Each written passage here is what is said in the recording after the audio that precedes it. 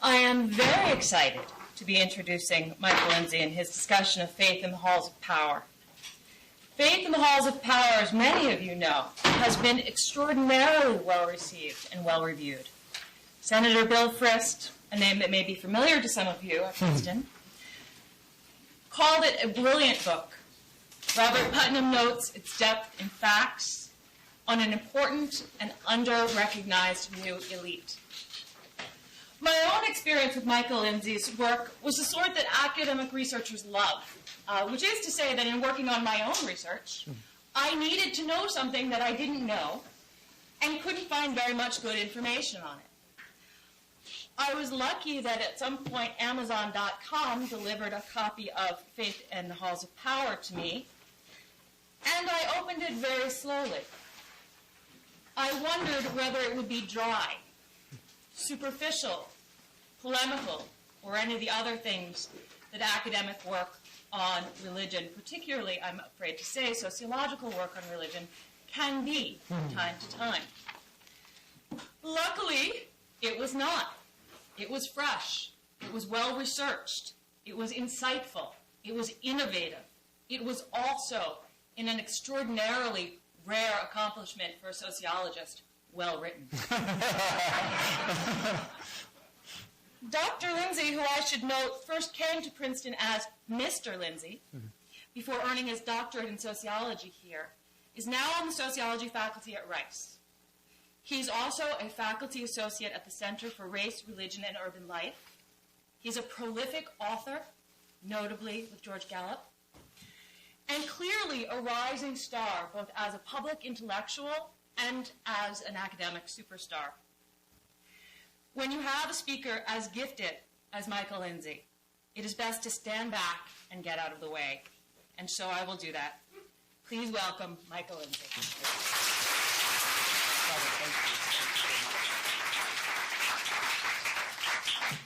Well, it is surreal to be here, I must tell you. It's great fun. I have sat through many of these Crossroads lectures, loved all of them, never dreamed I would actually be invited to come back and share some of my own research, which I benefited greatly from all of the resources that Princeton University provided me as a graduate student for 5 years. So it's a real thrill to be here.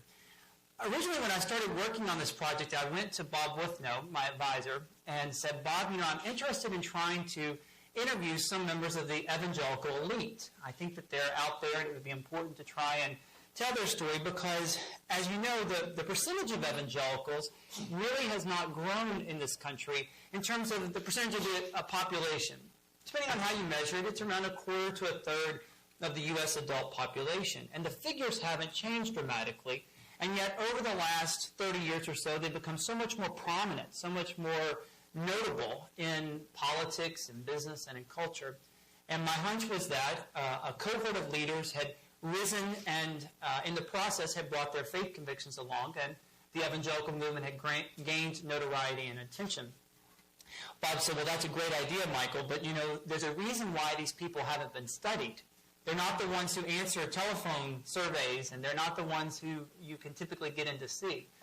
So my original kind of game plan was to try and do about 40 interviews with some prominent evangelicals, hoping I might be able to get some access. But fortunately, because of some of the very people in this room who helped me get access to a number of folks, I was able to do 360 face-to-face interviews over about 5 years. I traveled to 72 different research sites, collected a whole lot of data. It's about 5,000 pages in total.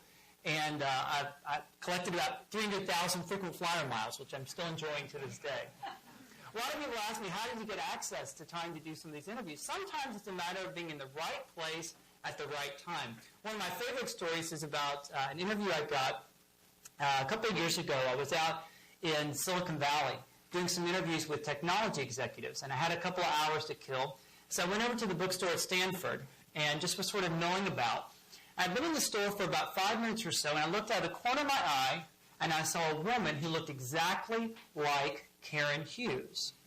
Now, you remember Karen Hughes served as counselor to the president, the first part of the current administration, highest-ranking woman ever to be appointed to a senior White House position in U.S. history. I also knew that she was serious about her evangelical faith, had been an elder at her church in Austin, and I really wanted to try and interview her. John DiIulio, who had served on faculty here at Princeton and served as the first director of the Office of Faith-Based and Community Initiatives at the White House, had said Karen Hughes would be a good person to interview. But I found that after she left Washington, after serving for about 18 months, she's like most of these political leaders. It's like they fall off the face of the map, and they're impossible to reach. Nobody wants to give you their email address, their phone numbers, and so she was really hard to reach. And so, here was the person I've been looking for a long time in the flesh, or so I thought. I wasn't positive it was Karen Hughes, so I decided I needed to sort of ease over toward her because I needed to hear her speak. And after a couple of minutes, she said something to a guy who was with her, and I instantly recognized that raspy Texan voice and thought, okay, even though she's wearing blue jeans and there's no entourage, that's Karen Hughes. And then I started rehearsing in my mind what I might say and how I might approach her about giving an interview. And I realized in that moment, I had never asked someone for an interview face-to-face. I'd asked them in letters, I'd asked them in emails, I'd asked them on the telephone. But there's something about asking somebody face-to-face. It's sort of like asking somebody out on a date face-to-face. It's kind of awkward, and so I started getting butterflies in my stomach, and my palms started sweating profusely. And I found that I had to sort of circle around her a couple times, trying to get my nerve up. After about the fifth circle, I decided, this is too much stress. I'm a poor grad student at Princeton. Who needs it? And I walked out of the store. And there's a large plaza area outside the bookstore at Stanford, and as I'm standing out there, I'm thinking, what was that about? Why was her opinion of me so important that I was afraid to even ask her for an interview? So what if she says no? She'll forget it in 5 minutes, and I'll remember it the rest of my life, but who cares? So I decided I'm going to walk back in that store. So I walk back in the store, and I'm looking around for her, and I can't find her. And I thought, this is divine punishment. I didn't have enough confidence early on, but eventually I noticed she's up on the second floor of the coffee bar. So I start to walk up the stairs to go and approach her. And as I'm walking up the stairs, I'm thinking, now, how should I address her? Should I call her Counselor Hughes, Madam Counselor, Mrs. Hughes, hey, Karen? What should I actually say? And I didn't really figure it out. And so by the time I reached her, I just tapped her on the shoulder. And she turned around. And I have this habit of whenever I get nervous, I get these kind of red splotches appearing on my face. And the moment she turned around, I felt the blood sort of rush up my face. So I realized I had about 60 seconds to spit out who I was and what I was doing. And I tried to tell her as fast as I could. She was very nice and listened. And then she said, well, I can't do the interview here. I'm out here looking at schools with my son. And I'm actually working on the campaign. This was in April of 2004. But if you're willing to wait, I'd be happy to sit down with you after the election in November. She gave me her phone number, and in late November of 2004, I gave her a call. And she said, oh, yes, I remember you, the young guy whose face turned bright red at Stanford. And we ended up doing the interview at the Hay Adams Hotel right across the street from the White House the day after the second inauguration. And it was a great interview because here's a woman who had not planned on moving into the inner chamber of political power. She hadn't really expected that of her life.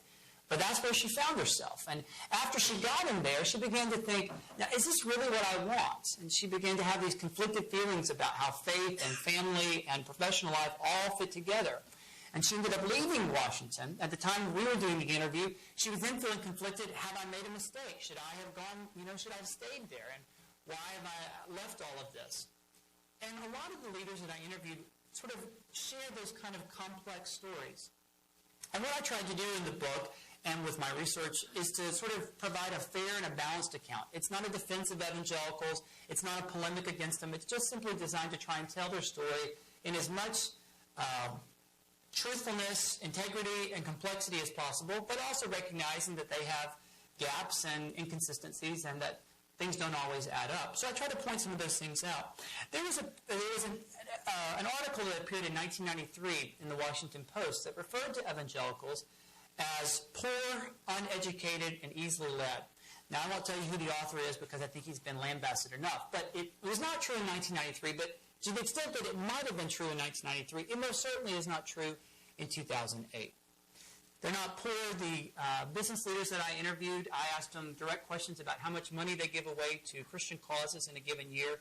The smallest amount was $30,000 a year. The top amount was $15 million a year, and the average giving was $1.1 million. It's a fairly wealthy group of folks I was interviewing. I also asked about their undergraduate education to see if they were uneducated. A third of the people that I interviewed attended a highly selective school, meaning an Ivy League school or a place like Stanford.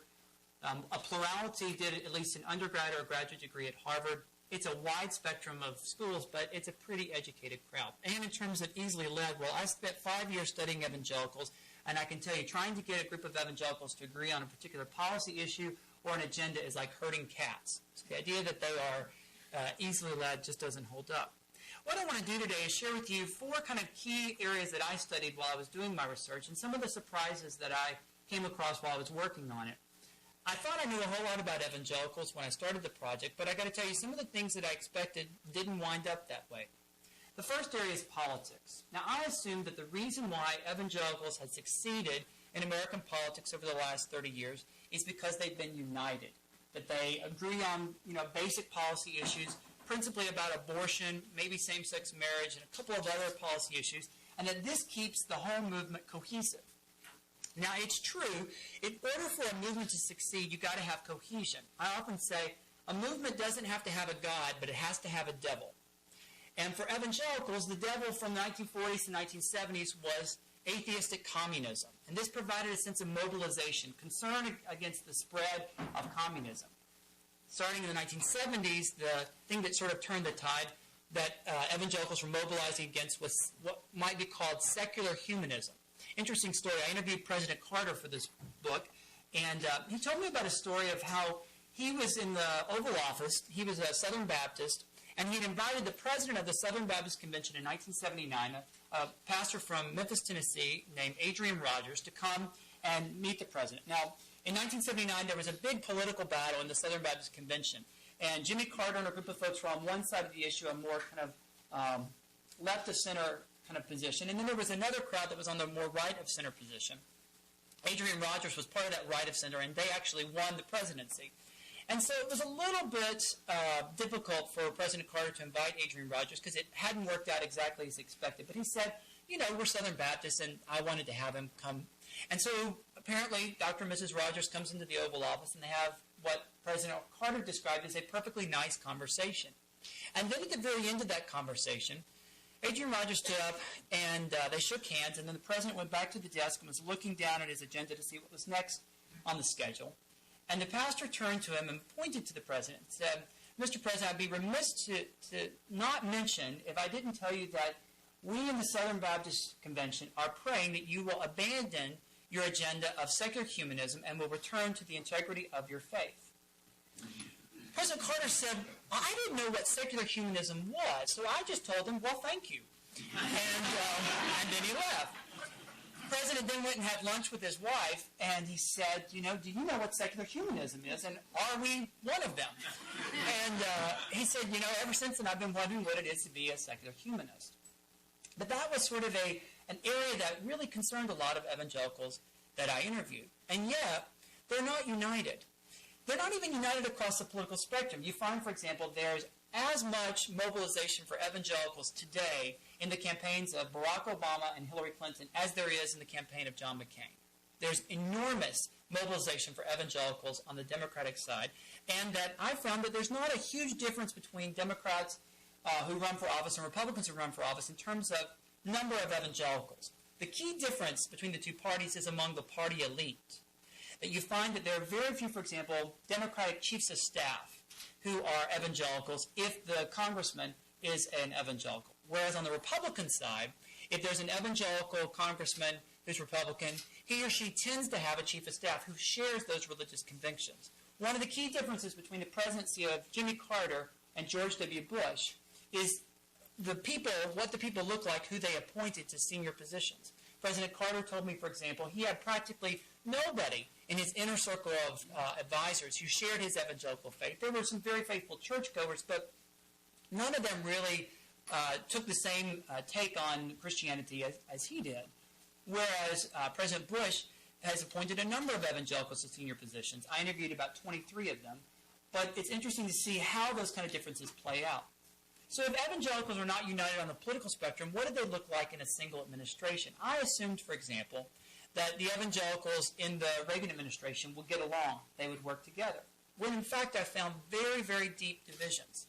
C. Everett Koop, you remember him? Served as Surgeon General under President Reagan. When he was nominated for the position, evangelicals were very excited because he had been a leader of the pro-life movement in the 1970s.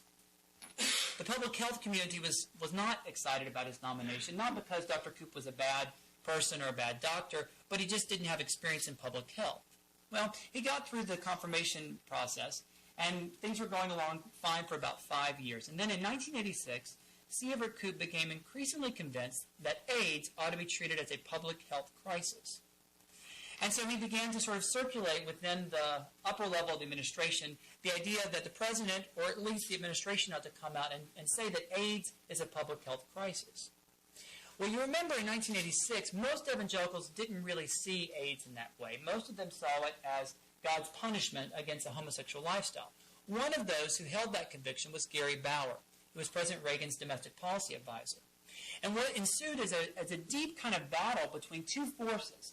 One set of evangelicals who agreed with Koop, who thought that AIDS should be treated as a public health crisis, and another set of evangelicals who agreed with Bauer, who thought it shouldn't even make it onto the agenda. And they began to battle deeply, and it sometimes became quite contentious.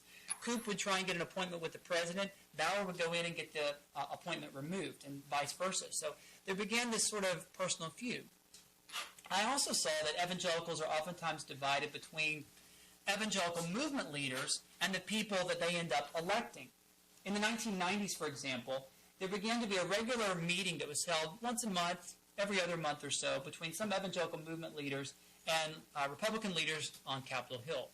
And the meetings became increasingly acrimonious in 1997, 1998, as evangelical leaders didn't think that the political leaders that they had helped vote into office were actually showing that they were loyal. And in one particularly strong meeting occurred, there was a conversation between Dick Armey, who served as majority leader of the House at the time, and James Dobson, founder of Focus on the Family.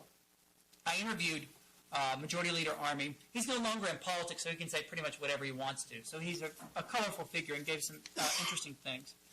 I was able to verify that this meeting occurred, and that this is the basic dialogue of how it went. There was a comment that Armey made to Dobson and said, you know, Dr. Dobson, you don't really know how the legislative process works. All you want to do is come up here whining and complaining about the failures we've experienced when you really ought to mind your own business. And then Majority Leader Armey turns to me and says, you know, there's a song by the Pointer Sisters, Mr. Big Shot, who do you think you are? He continues, also there was this little wimpy guy that ran for president, Gary Bauer, and he's one of these arrogant guys that was telling me about how he made me the majority. Well, as Shania Twain says, that don't impress me much. So evangelicals have not succeeded because they have been united. They've succeeded because fundamentally they believe in their core something is wrong with the world, and they can help set it aright. And this drives their mobilization in politics in a whole range of issues. I also discuss how evangelicals have a sense of core beliefs that keep them united, a sense of orthodox beliefs that are religious, that help them to say, you know, this is what we believe about God, the Bible, heaven and hell, and who gets to both places. And this keeps them united in ways that transcend over political barriers.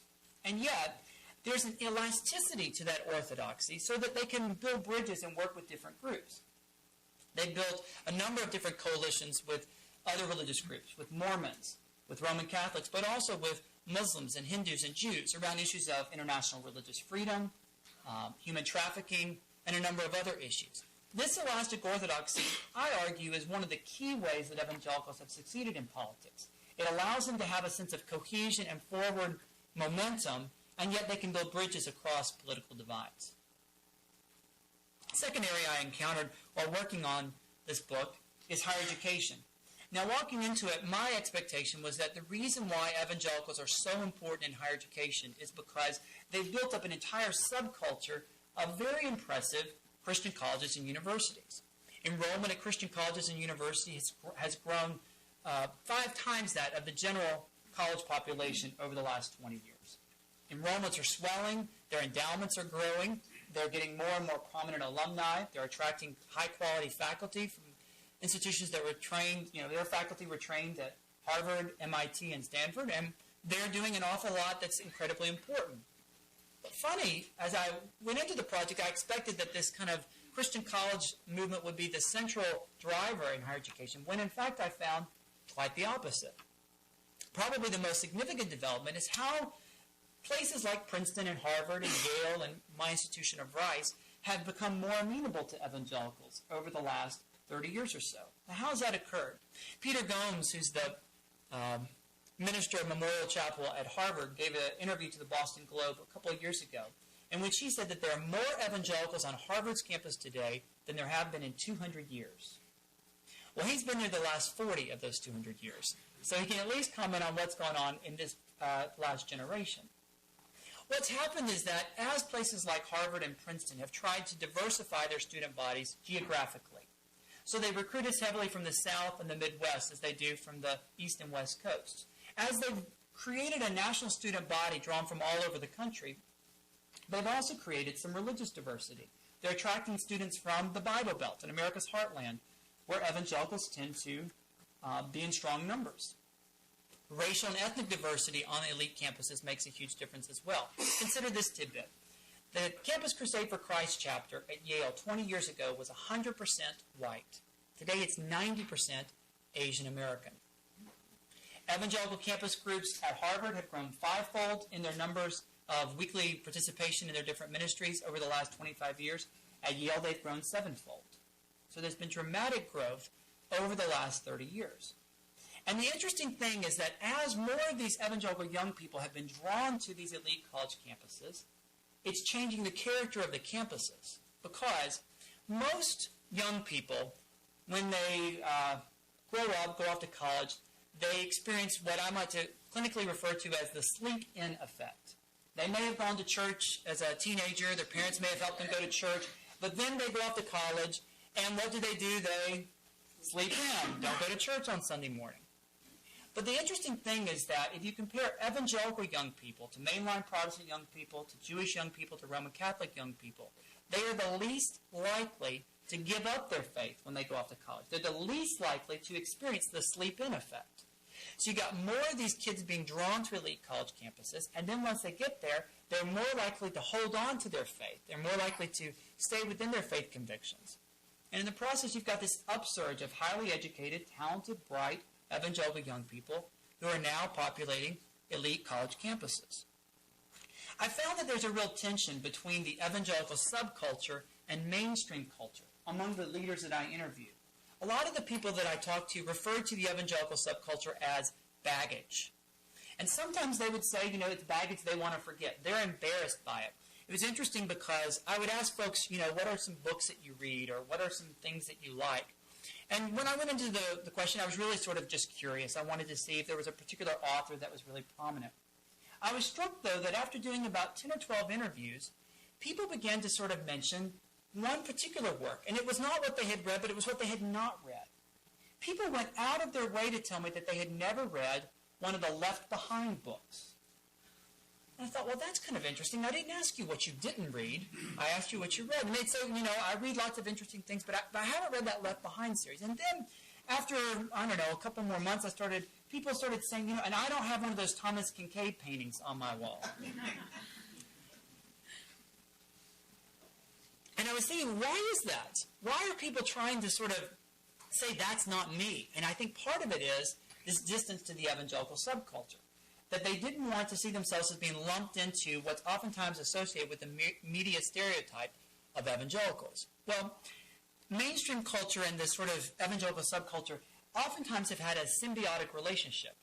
For example, although 33% of the people that I interviewed went to a highly selective university, a number of those people who went to Harvard or Yale or Princeton also earned a degree from a Christian college.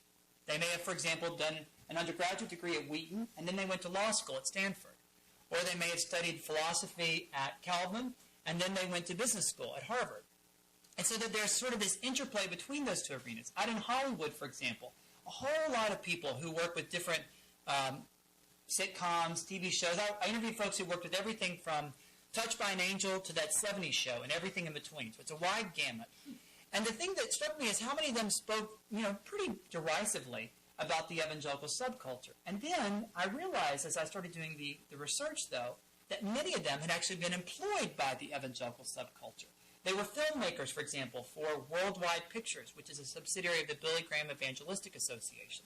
Or they had been faculty members at Christian colleges that had film programs in LA, like Biola or Azusa Pacific. And so it actually is quite complex because it's not just a whole cohort of people who want to forget the evangelical subculture. In many ways, they depend upon the evangelical subculture, and the two relate to one another. So it's far more complicated or complex than I expected. Speaking of Hollywood, that's the third area that I investigated, is arts, entertainment, and media. About 25 years ago, there was a film that came out, the most protested film in U.S. history. Do you know what film it was? The Last Temptation of Christ, Martin Scorsese's film. The day it was released, 25,000 evangelicals showed up on the studio lot to protest its release. It's interesting because this protesting relationship to Hollywood was sort of the typical position or posture of many evangelicals throughout the 1970s and 1980s. They tended to sort of see Hollywood as being in opposition to their values and their convictions, and they didn't want that to be a part of what they patronized. And yet, things have changed. Fast forward to 2004, there's another film that comes out about Jesus. This time it's Mel Gibson's The Passion of the Christ, which is interesting because if you look at the theology of the movie, it's not evangelical in theology. It's Catholic to the core. Even the term, The Passion of the Christ, sounds pretty Catholic to me. And yet, evangelicals don't say, stay away from that. No, they become huge patrons of the film, buying out entire movie theaters for its opening night. And it's this huge kind of activity that's going on, so much so that The Passion of the Christ becomes one of the top grossing films in U.S. history. It's followed up less than a year later with another film that comes out, the first installment of a film that fits into a children's series written by C.S. Lewis, The Chronicles of Narnia. Now, the amazing thing about this particular film is that it's the Passion of the Christ audience meets Harry Potter, because there's 7 installments. It, too, becomes one of the top grossing films in U.S. history. And the next installment, Prince Caspian, is coming out in May. And so what happened is, after those 2 films, The Passion was seen as sort of a blip, something that doesn't always happen. It's irregular, it's out of the norm. But then, The Chronicles of Narnia convinced the Hollywood executives there's some money to be made here. And so, every major studio launched a separate division that caters to faith-friendly entertainment. And they've launched entire initiatives of trying to reach out to pastors and to church leaders. They advertise in publications like Christianity Today and Outreach Magazine. Why? Because they're trying to reach this market. And it's been interesting to see how that has actually changed many evangelicals' position towards Hollywood. So that now you see pastors, for example, using film clips in their sermons. Whereas 2 generations ago, the preachers were speaking about the horrors of Hollywood. They would never think of showing a film clip in their sermon. They're actually preaching against it. What's happened is that evangelicals have moved from being protesters of Hollywood to being patrons of it. As we see the ways in which things have changed in Hollywood, I was struck just to see how much social movements play an important role in this. I'd done about 20 interviews out in Hollywood, and I started noticing the trend that a number of the different folks who worked in Hollywood started to speak pretty positively about how what they perceived to be a successful social movement. They would say something like, Michael, evangelicals have gotten it all wrong. What they have tried to do is to legislate their morality through politics. To vote, someone who shares their faith convictions into office in Washington, and then try and put together some public policy that would sort of force down on people their moral agenda. It doesn't work that way. Politics is just simply the ratification of public opinion. Washington doesn't change culture, it just validates culture. What you really have to do is get ahead of the steam and to try and change culture in other arenas. And they said one movement that's done this very effectively is the gay and lesbian community. They said instead of trying to legislate their morality, all they've done is tried to slip in a sympathetic character on a TV show or put together a film that portrays the life of someone battling AIDS in all its complexity, and that this actually works. And they said, I think we ought to do the same thing, that we ought to try and see how we can bring our faith convictions to bear, not through politics or public policy, but rather through arts and entertainment as a way of inspiring instead of legislating. And it's interesting because as I was interviewing folks, I began to notice that folks both inside and outside the evangelical world seem to reiterate this point. One person that I interviewed was a woman named Barbara Nicolosi. She's a former nun who runs a program in Hollywood called Act One. It's a very interesting program. It's designed to train talented, bright, recent college graduates who are people of faith, not all evangelical, some are Roman Catholic, but they want to bring their faith convictions to bear on entertainment, becoming screenwriters or television producers, and they want their entertainment to somehow fit into their faith convictions. And it's a fairly successful program. It's been around for about 8 years. The most notable alumnus of the group is a guy named Scott Derrickson, who was the director of The Exorcism of Emily Rose, which came out a couple of years ago, was commercially successful.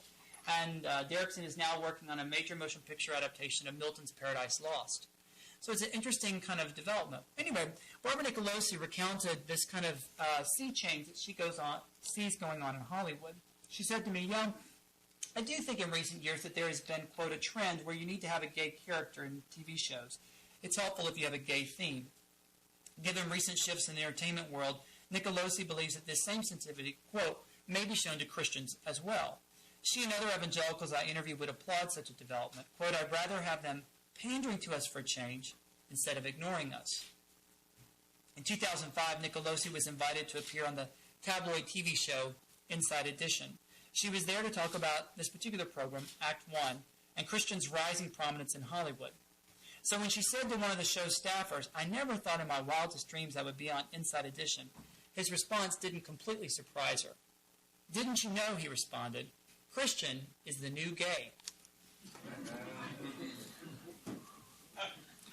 So it appears that there are some observations going on both inside and outside the evangelical community which suggest things are changing. Beyond politics, higher education, and Hollywood, I've also seen some interesting developments going on in business. I interviewed 101 CEOs or presidents or senior executives at large firms, everything from Johnson & Johnson to Pepsi to New York Life, even the president of Walmart. And the thing that I was trying to figure out is, how does their faith come to bear on their professional lives? How do they bring their faith to bear when they're at a public company where you've got a really diverse workforce, you have shareholders who are concerned about being tolerant and respectful of diverse perspectives, and yet they're also very serious about their faith and they want their faith to be important. There have been a couple of news stories that have talked about sort of the rise of evangelistic businesses out there. Banks, for example, that will pray with customers before they issue a loan, or customer service agencies. Yeah, they're out there. Just Google. It's interesting reading. But you know, that's not the real story. That's not at least the story of evangelical power in business. The folks that I interviewed are running really powerful companies, some of the largest companies in the world. And yet their faith is important to them. So how does it actually fit in together? One of the moments that was sort of a real insight for me was I was doing an interview with the CEO of a Fortune 50 company. I was sitting in his office, and he had to step out to take a telephone call. And while I was sitting there, I started noticing that behind his desk there was bookshelves with different books stacked up there. And I was noticing some of the titles. They were the typical titles about strategy and teamwork that you might expect from Harvard Business School Press. And then there were some books that were relating to his particular industry and firm that would be appropriate, things that he might use as reference materials. And then I noticed there was a title by a guy named Charles Swindoll, who's an evangelical pastor in Dallas, at one time president of Dallas Theological Seminary. And then I scanned and saw a couple more titles by evangelical writers like Max Lucado and Charles Stanley. And I thought, this is a little unusual. It's not what I expected. So when he comes back into the office, I asked him about this. And I said, I noticed some of the books that you have up there.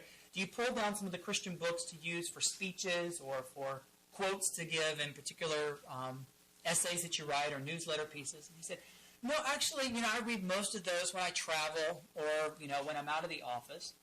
But I decided a number of years ago that I wanted to bring some of those into the office and put them up on my bookshelf. And I did it because I wanted there to be a way to sort of talk about my faith, but I didn't want to beat people over the head with the Bible. So I just simply wanted to have signals out there that they could sort of pick up on, and people would notice and then ask me about the particular title, and that would give me a chance to talk about my faith and how it fits in with my life. I said to him, well, does anyone ever notice this? And he said, well, you did. And I began noticing that there are these signals all over the place. Some of them are trivial, some of them are significant, but they can be found all over the place if you start paying attention to them. One of the more interesting ones is I interviewed Deborah Waller, the CEO of Jockey Underwear. We did the interview in their Manhattan showroom, which is where the buyers come in to purchase, a buyer from Macy's will come in and say, I'll take 10,000 of those T-shirts or 10,000 of those boxers, whatever it might be. And the room is plastered in larger-than-life murals of underwear advertisement. I told her I'd never talked about God surrounded by so much flesh in all my life. And as we're talking, I said to her, now how does your faith fit into the kind of public persona of Jockey? Because I got to tell you, when I think about the underwear industry, I don't think about Jesus all that much. And she said, well, it's true that many of our competitors try to be provocative to sort of push the envelope as much as possible. But we've tried to go in a different direction. And one of the things that we did is we put a rule in place that if we ever have a man and a woman in an ad together, they're going to be wearing wedding bands as a way of signaling that they're husband and wife. And she said, most of our customers probably don't know about that. I said, yeah, I probably looked at thousands of Jockey ads and never noticed it. And she said, but the industry paid attention. It became this huge hubbub within the industry of how we were trying to impose our morality on the industry simply by having models wear wedding bands. And she said, for me, it was just a way of signaling what was important to me. Sometimes it's something trivial like underwear ads, but sometimes it's far more significant. Another person I interviewed was Horst Schulze. He was the president of Ritz-Carlton Hotels. I don't know if you know much about the story of Ritz-Carlton, but it's an amazing operation. He was the person who really helped Ritz-Carlton achieve international acclaim. Won the Malcolm Baldrige Award twice for quality and customer service, and has been truly heralded as one of the best in the hospitality industry. Horst Schulze, the president, is also very serious evangelical, and he said, I ran this company in line with my Christian faith. And I said, well, how is that?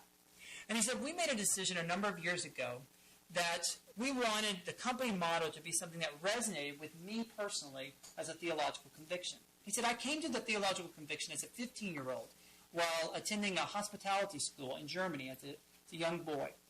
He said, while I was in the school, I realized that there was a trend whereby the service workers, the people who were employed by the hotel, tended to think of themselves as lower, of lower stature, of lower importance, of lower worth, frankly, than the customers that they were serving.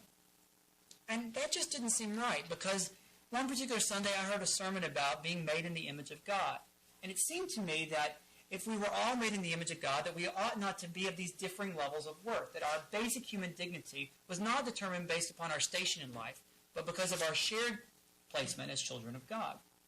So when I started Ritz-Carlton Hotels, I wanted to have a slogan that I thought would emphasize the dignity and worth not just of our customers, but also our employees. And so we adopted the slogan that we are ladies and gentlemen serving ladies and gentlemen. And whenever we would have people from the outside who come in and say, what's the great insight of Ritz-Carlton? What makes you different? I would tell them that it relates to basic human dignity, that I understand that we are created in the image of God, and that fundamentally changes how you treat your employees, how you treat your suppliers, how you treat your customers. It's a way in which Schulze tried to signal his faith. He wasn't beating people over the head with the Bible, and yet it came across in press interviews as well as in company communications. And as I encountered these ways in which signaling was going on all over the business community, I realized that there's kind of two kinds of evangelicals out there. There's one kind of evangelical that gets all the press attention. These are the folks who get booked on Larry King Live. They're the ones who say that they want to take back the country for their faith, that they see themselves as culture warriors, embattled, and really trying to oppose secular humanism. These are who I call populist evangelicals.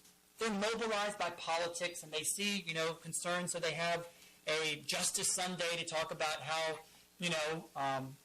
strict constructionist judges are being held up by Congress or whatever it might be.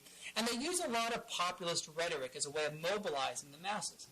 That's an important way in which evangelicals have become more prominent over the last 30 years.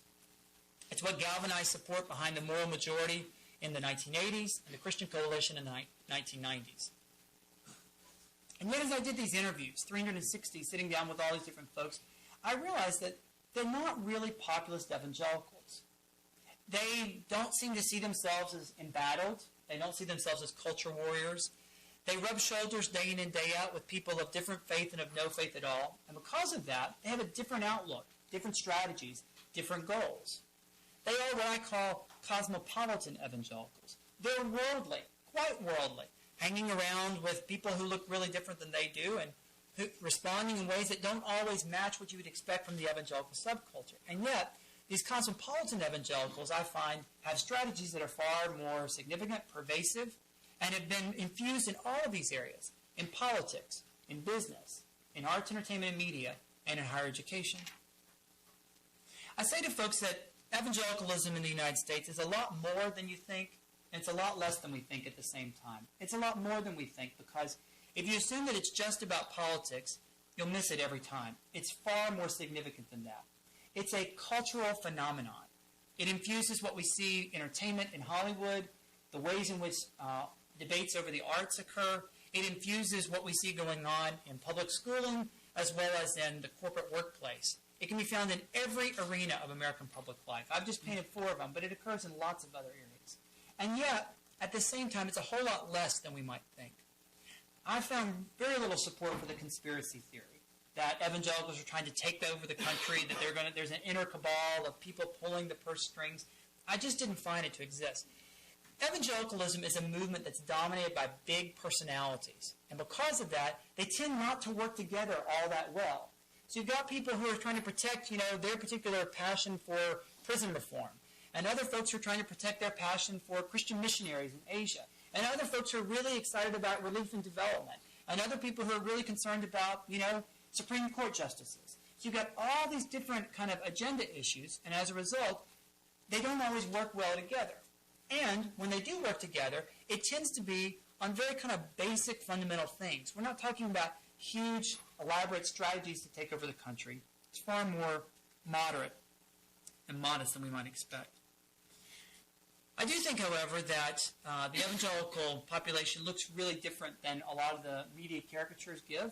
And I hope that what I've done in the book is to sort of paint the complex and complicated stories of these folks as truthfully and accurately as possible. It's been interesting to have the book come out. Some of the people that I wrote about love what I wrote. Some of the people don't like what I wrote at all. And they've let me know that. I think in the end, though, it's a faithful treatment. And I hope it's one that helps us sort of advance the conversation about evangelicals and what that might mean for American public life. I actually think that 2008 is an exciting year. It's the kind of year that, folks who study elections, we're really excited about this because nothing is settled. And you kind of keeps the adrenaline running and things are kind of exciting. And on the evangelical front, I think that things are still up in the air. I think there's real possibility that evangelicals could very easily support Barack Obama or Hillary Clinton in certain ways, just as much as I think that they could support John McCain. But it's not the traditional expectations. Things are not conventional this year. In fact, I think 2008 could very well be the year in which the conventional wisdom about who the values voters are and how they vote could be turned upside on its head. So it makes for an exciting year. Thanks very much.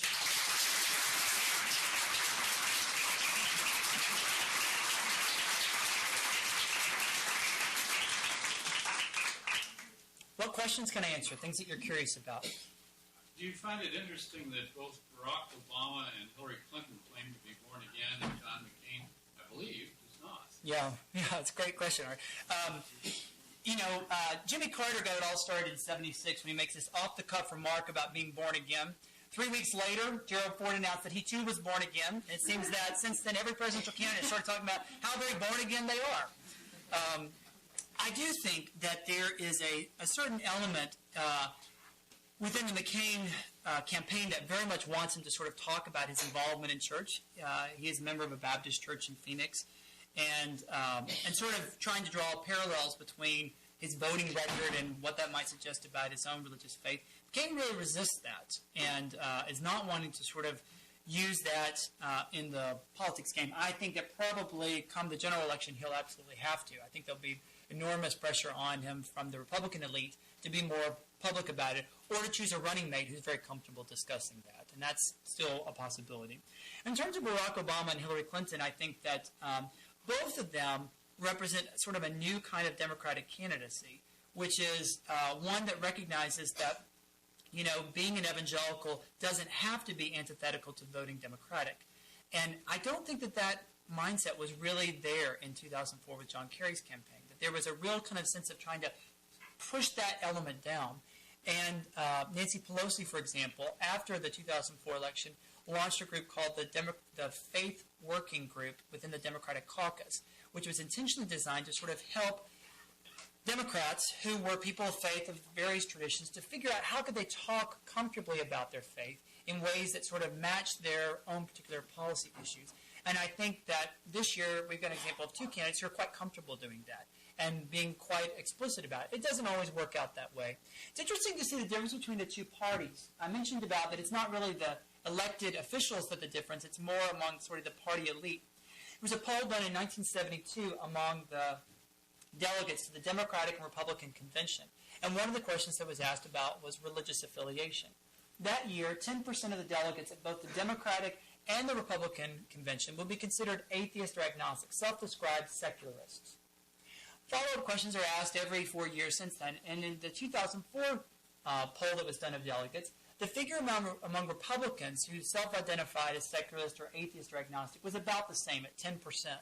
On the Democratic side, it was 30%. It had grown threefold over that same span of time. And that's a very mobilized 30% of the Democratic Party. And so many of the evangelical elected officials on the Democratic side that I interviewed talked about this deep conflict that they experienced when some advisors were telling them to play up the religion card, talk more about God, while at the same time other trusted advisors are saying, keep it quiet, don't say as much. And so they oftentimes are getting conflicted advice from two very trusted advisors. And I think that actually, reflects some of the real tensions that I encountered while I was doing the interviews. I found that there's real differences in the parties, but it's more among top party officials and appointed positions, not those elected officials. That's a good question. Along those same lines, I was wondering, I know you did your research a few years ago, and I don't know if much came up about Mormonism, but I was interested to see the response to Romney. And do you have any comments about that in terms of evangelicalism's suspicion of a Mormon candidate? More suspicion they would have perhaps of someone who was undeclared? Yeah, it's a great question. Actually, I did sort of encounter it because Mormons and Roman Catholics were the two groups that evangelicals turned to first when trying to build political coalitions. And actually, Mormons were the ones who stood with them most closely on most issues most of the time. That interview with C. Everett Koop, he told me about in '86, he came out about this AIDS being a public health crisis. And there was going to be a large gathering of religious leaders who were throwing basically a dinner in his honor in January of 1987. And he said everybody had said, yes, we'll be there and we'll be very supportive. And then in November, he comes out about this public health crisis. And almost all of them pulled back their acceptance of the invitation to come to the event. He said all the folks who were sort of leading lights for the presidential contender, for the primary, said they weren't going to show up except for one. I said, who was that? And he said, Orrin Hatch. He said, I always knew we could stand with the Mormons, which I thought was interesting. In terms of Romney's candidacy, of course, you know that there was a sizable element of activity within the evangelical movement to sort of galvanize behind Mitt Romney's campaign. There was a whole group called Evangelicals for Mitt, for example. Mark DeMoss, who's the son of Nancy and Art DeMoss, who runs a public relations firm in Atlanta, who has basically, his clients are the major parachurch organizations of the evangelical world, came forth publicly, started distributing letters saying how he was very supportive of Mitt Romney. I don't think it's the evangelicals that really torpedoed his campaign, but I do think it was the surprise resurgence of Mike Huckabee that really complicated the factor. I was talking with Bob earlier, and I think one of the interesting things about Huckabee, I interviewed him for this book. It was a very interesting scenario. I was doing interviews in Northwest Arkansas with the president of Walmart and the CEO of Tyson Foods and a couple of other CEOs. And I had heard that Mike Huckabee would be a good person to interview. At the time, he was governor of Arkansas. And so I tried to pull some strings with some different contacts. I became the expert string puller and name dropper over this project because I was constantly looking for an in. And anyway, at the last minute, one of my family friends was able to sort of secure me to get an interview with Mike Huckabee. So I drove 4 hours to go and do the interview. It's going to be 2 o'clock on a Tuesday afternoon, and I show up to his office, and as I'm walking into the interview chamber, his secretary says to me, now, Governor Romney is actually only going to have about 20 minutes with you. Sorry, Governor Huckabee is only going to have about 20 minutes to talk with you. I'm sorry about that, but that's all it's going to be able to do. I was pretty mad about that. I wouldn't have driven 4 hours to get 20 minutes of an interview, but nonetheless, I did get to sit down with them. And after doing the interview, I have to tell you, I realized I really can't do anything with this, because I found that whenever someone's in elected office, they're always running for re-election.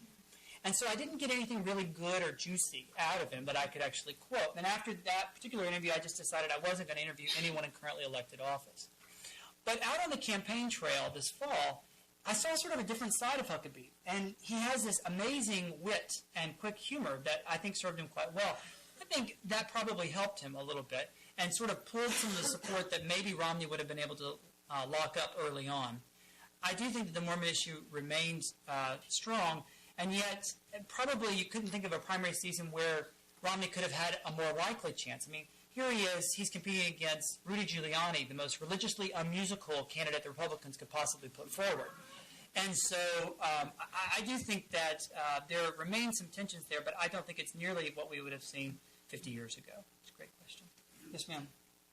We had Carl Cannon came to speak in the fall, and he gave some really interesting insights about the role of youth in this current primary in the elections. And I'm sort of interested, one of the things I heard from him and from quite a few people that have talked about religion and youth with politics is this notion that young evangelicals are changing a lot. And one of the comments that was made by him was that a lot of young evangelicals are changing their stance on gay rights, and that we're going to see this play out. And so I'm interested in your opinion on this and your opinion on the youth in general. Yeah, it's a great question. Most people who study evangelicals say it's a complex movement and that there are divisions within the movement. Most of the time they say it's either between the evangelical left and the evangelical right, or between the evangelical young and the evangelical old. And what I found is that neither of those dichotomies really works all that helpfully. And that's why I came up with the populist cosmopolitan split, because Billy Graham sort of embodies this cosmopolitan evangelical faith, and he's, 86. And then you've got young evangelical like Rod Parsley, who sort of embodies this populist evangelicalism. So I don't find that the age thing works. And Jim Wallace on the evangelical left and James Dobson on the evangelical right are just as much evangelical populist. They're just mobilizing different bases. So what I find regarding evangelical young is that I do think that the agenda is broadening, and I do think that there's, for example, a greater openness to, say, issues around concern for the environment. Faith-based environmentalism is popular among evangelical young people, as is care for the poor. That's something that many evangelical young people are quite mobilized around. On the gay rights movement, I think probably what we will see on that particular front is I think that we'll see increasing generational divides here. That there'll be more mobilization, concern, anger, frustration from older evangelicals about sort of gay rights being spread across society, and evangelical young people just won't mobilize in the same way. Do I think that they're less concerned about it? I think that they just have a wider number of concerns, and that it's not sort of speaking to them quite in the same way that it does for their parents or more likely for their grandparents. Question? Yes, ma'am. I'm interested, actually, a bit of a follow-up question to that, how sort of institutions like Patrick Henry College and the homeschooling revolution might fit in within that this whole populist evangelical versus Cosmopolitan, right? Evangelical. I don't know if you can expand on that, sort of what your thoughts are. Sure, of course. Patrick Henry College is a newer institution, been around for about 7-8 years in suburban D.C. There are other kind of new evangelical institutions that have similarly ambitious goals of sort of getting their graduates into mainstream positions of society. I think of Pat Robertson's Regent University, for example, or Jerry Falwell's Liberty University as well. And I have to say that my sense is that they want to exude a cosmopolitan persona, and yet the closer I sort of got in my study, it seemed that they sort of really fit more into that populist crowd.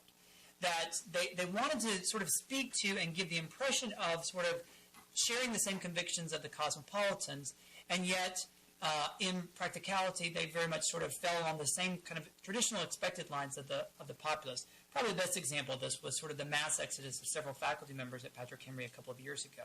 over an issue which most evangelicals would not have had concerns over. Populists tend to draw kind of sharper lines than I found the cosmopolitans do. So that's probably the main difference. Yes, sir. Yeah. Did anyone in your research that you approached thinking that they were an evangelical say, well, what do you mean evangelical? I'm not an evangelical. And I guess the larger point is does the term have a shelf life? Yeah, that's a great question. I actually, with Comrade Hackett, we've been thinking about sort of how you define evangelicals in social science research because it's important. And it's sort of all over the map. Depending on how you define the evangelical population, you can come to the conclusion that it occupies 7 to 47% of the adult population in this country. So that's a pretty wide margin of error. And the way in which I defined it is if someone said, I'm an evangelical, in my opinion, that's a salient identity. It's something that they're choosing. And so because of that, I counted them evangelical. And then we just sort of talked about what does that mean. But 24% of the people that I interviewed said, I either don't like that term, it has connotations that I don't feel comfortable with, or I'm not really sure what it means. So what do you mean by it? And then I applied kind of the standard scholarly definition of what makes an evangelical. 3 kind of things. First is the importance of the Bible as a supreme religious authority. You don't have to be a biblical literalist, but you have to see the Bible as having a special, more distinguished role in the religious life than, say, church teaching or church tradition. Second is the importance of having a personal relationship with God through a conversion to Jesus Christ. And this is typically the born-again experience. It could be a dramatic moment. I went out on a talk with Billy Graham on the beach and had a born-again moment while we were out. Or it could be a long process of sort of a gradual religious awakening. But the key thing is there has to be a moment where the person sort of takes ownership of the faith and says, this is something I choose myself. Third is what I call an activist approach to faith. Faith changes the way I live my life day in and day out. It encourages me to talk about my faith and to try and integrate it into the whole of my being. If you could affirm all 3 of those characteristics, then I counted you as evangelical, and then we talked about why you didn't happen to like the term. Great question. So 6% of the people in my study are Roman Catholic. I did want to make allowance for Roman Catholics, people who would say I'm an evangelical Catholic, as John DiIulio, for example, has described himself. I wanted to sort of see that interplay because I think that's a really important development of seeing how evangelical Protestants and Roman Catholics have oftentimes worked together, not just in politics, but in Hollywood and business as well. Yes, ma'am. Yeah, the speaker that preceded you last week, Frank Schaeffer, said that the difference between an evangelical and a fundamentalist evangelical was that the fundamentalist would never say, I might be wrong. So my question to you is, do you think that is what differentiates the populist from the cosmopolitan evangelical, and that the cosmopolitan might say, I might be wrong? No, I wouldn't agree with that assessment. The way in which I differentiate fundamentalists from evangelicals is sort of an orientation to the secular society.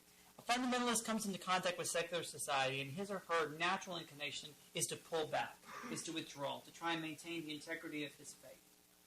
And that's something that's born out of deep religious conviction, that I don't want to be sullied by secular society. An evangelical encounters secular society, and his natural inclination is not to withdraw, but rather is to engage, is to evangelize, is to be in the mix of things. And that sort of changes the very way in which you think about people who are outside that faith tradition, the secular society, how you interact with things, everything from public school to public policy. In terms of the populist cosmopolitan split, what I find is that the real difference there is how much your life is oriented around the evangelical subculture or not. That the evangelical populists tend to see themselves as more kind of the primary audience for their music, primary audience for their writing, primary audience for their organizational life, tended to be co-religionists, people who shared their faith.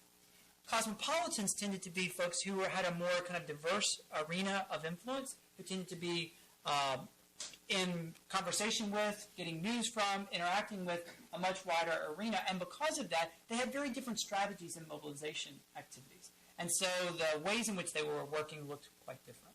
Yeah, great question. Yes, sir. I have 2 questions, Professor Lindsay. The first is, did you have any interviews you did that went really bad? Or did you wish you could have something different in the interview?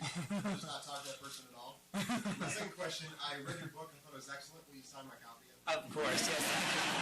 Thank you. I like you all the more. It's a great question. Were there any interviews that went really badly. You know, I've been asked a lot of questions, but no one has asked me that question before. Any interview that went really badly. I had a couple of interviews that got combative when I would sort of ask a question and the person thought I was making some kind of judgmental comment about them or their life of faith. And then I tried to sort of extricate myself and seemed to sort of get worse into the mush pot and couldn't seem to get out of it. I'll tell you one of the more memorable moments in my interviewing experience, which probably was not my favorite. I interviewed a CEO of, let's just say, a Fortune 50 company. And he had said, I contacted him through a mutual contact and asked for an interview. And then I reached out to him and actually spoke to him on the telephone, voice to voice, and said, you know, I'm coming to your town and I'd like to do an interview. And he said, well, why don't we meet for lunch at the Four Seasons? I thought that sounded pretty good because I don't normally eat at the Four Seasons. And normally when I ask someone for an interview and they propose that we meet for somewhere for coffee or for lunch, normally they picked up the bill. And so I thought that sounded pretty good. Well, I got to the Four Seasons, and this particular business leader was running about an hour late. And so I waited for a long time. He finally got there, and he sort of mildly apologized, but didn't apologize nearly enough, in my opinion. And then we start to order, and he says, no, you must get the tortilla soup. It's so good here. And then, you know, let's get a salad, and then you must have this dessert. And I mean, I was thinking this sounds pretty good, so I ordered it all. And we sort of finished up the interview, and then the bill arrived. So I thought, well, I've sort of finished my interview, but I continued to make small talk, just waiting for him to reach for the bill, and he seemed to not be doing that. And so I kept trying to think, now, what do I do in this situation? Because I had done my research, and I knew that he made $23 million last year, and I made, you know, a $15,000 stipend. So I'm waiting around for the man to pick up the bill, and he doesn't do it. So I think, well, I'll just slowly reach for the bill. And I mean, really slowly. And then he's going to say, oh, no, let me get it. And then I'll say, oh, no, are you sure? And he'll say, oh, yes, of course. And I'll say, okay. And that's how it's supposed to work. So I start slowly reaching for the bill, and he doesn't say a word. And then finally, I hovered for as long as possible, and I finally had to touch that little black envelope, and I sort of pull it back to me, keep thinking, surely he's going to say something, surely he's going to say something. And I open up, and it's $160. And I'm thinking, you know, that's our meal budget for a month. Rebecca and I, you know, what are we going to do? And so I actually paid for that meal, you know. And came to find out he's the stingiest Christian in town, so I thought it probably seemed about right. But that was memorable. Yes, sir. Yeah, back to politics and elections. You didn't talk about Bush, and many think that, or heard him say that he went to Iraq partly because of his faith. Yeah. And the failure of, or it seemed failure of the Iraq War, seems to have weakened that sort of evangelical, whether you want to call them populist or fundamentalist evangelicals. They seem to have weakened, and we see that in the results of the elections. Even Huckabee didn't get Dobson to support him because he wasn't, you know, Christian. Early on, right. Early on. Yeah. And just a few days ago when Hagee endorsed McCain, the media attacked that because of Hagee's position on Catholics. Right. And so do you think that there has been a retraction, at least to the more radical elements of evangelicals in the last few years because of Iraq? Yeah, that's a great question. Well, one of the things that I went into the project sort of trying to figure out is, what did the evangelicals in the Bush administration actually do? You know, what policies were they most involved in? What issues most engaged them? And I have to say that on this particular issue of the war in Iraq, evangelicals in the inner chamber of sort of the Bush administration had really very, very minor roles. That actually the people who were sort of driving that particular agenda were the ones surrounding sort of Dick Cheney and Don Rumsfeld, which actually is among the most secularist crowd of any administration in recent history. So it wasn't sort of the Michael Gersons or the Karen Hughes or even the Condoleezza Rices that were sort of driving that nearly as much as sort of the other. She was indeed. And what I found is that there's sort of power plays going on within any administration. And my sense and my evaluation of it is that if you have to sort of point to where is it that evangelicals were pouring their energies, it was on trying to get the Office of Faith-Based Initiatives to sort of gain traction and make it a train that left the station so that whatever administration followed, you would have to sort of have some kind of policy related to that. The issue around AIDS relief in Africa was incredibly important to Michael Gerson personally, and he used pretty much all of his political capital on trying to sort of get that agenda on the administration. And then you had sort of the ongoing issues around Terri Schiavo or same-sex marriage, some of the traditional things that you might happen to expect. In terms of sort of the radical elements within the evangelical movement, this is where I found real divide between the populists and the cosmopolitans, because in many ways, these cosmopolitan politicians, for example, they depend upon these movement leaders to get people to show up at the polls, to actually come out and vote for them, and yet they're very quite uncomfortable. They don't come from the same social worlds, they don't have the same kind of context, and that's frustrating for them. So I found that that's sort of more of a flashpoint of tension than it is a point of agreement. In terms of the particular endorsement that John Hagee gave to John McCain, I think that Hagee sort of embodies a part of the evangelical movement that still holds very strong opinions against Catholics. But I got to tell you, that tide has shifted by and large throughout the movement. You know, evangelicals and Catholics are practically indistinguishable in terms of basic theological beliefs, which in truth is why, you know, evangelicals are like most Americans. They don't know what they believe or why. So they can't sort of articulate kind of basic theological differences, which is actually disconcerting to somebody like Hagee, but doesn't seem to come up on the evangelical roadmap. Dave? Just a follow-up question. Could you comment, at least either currently or at least during the time of your research, what are evangelical attitudes of these evangelical elites towards the war in Iraq and the war on terror, generally speaking? Is it also sort of multiform like everything else? What insights do you have? Well, I think kind of one of the key things to pay attention to is that evangelicals remain some of the staunchest supporters of the administration among any kind of constituency, and yet their support has dropped by more than half over the last 5 years. And I think that that's something significant to pay attention to. I think evangelicals are increasingly, there's a faction within the evangelical movement that's quite uncomfortable with sort of the militarism that you see. And this is quite complicated because a lot of the language used within the evangelical subculture uses sort of warring kind of metaphors. But it's interesting because over the last 30 years or so, many of those kind of militaristic metaphors have been replaced with more sports metaphors. So outreach blitzes, you know, trying to sort of touchdown kind of things, you know, building on evangelistic events around the Super Bowl, using these kinds of things. And I think that actually sort of points to some of the kind of softening of the edges that we see going on, a desire to not have those sharp elbows quite as much. You'll always have sharp elbows who get on talk radio. That's sort of what they do.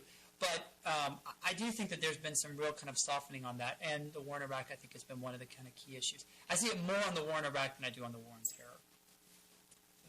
Wondering if the conversation turned to sin at all, and how, where sin appeared to be located in the mindset of those we interviewed, whether that was parts of individuals or in society writ large, and some of the what seems to be maybe optimism or hope about the removal of sin from society, the engagement like you were talking about. Right. How that is.